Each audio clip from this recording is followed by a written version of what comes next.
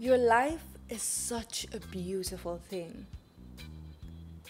In each person, there's a possibility to change the course of the world as we know it. In the medical profession, there's a term called vitals, the component of the body that is essential for life. But looking at it from another perspective, it could be viewed that each human being is vital to the building of a nation, vital to history, vital to generations we'll never meet.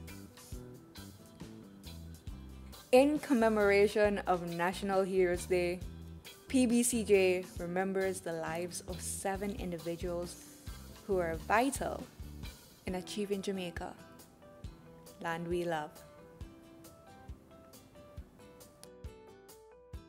I'm Raquel Robinson, and this is In Times Past.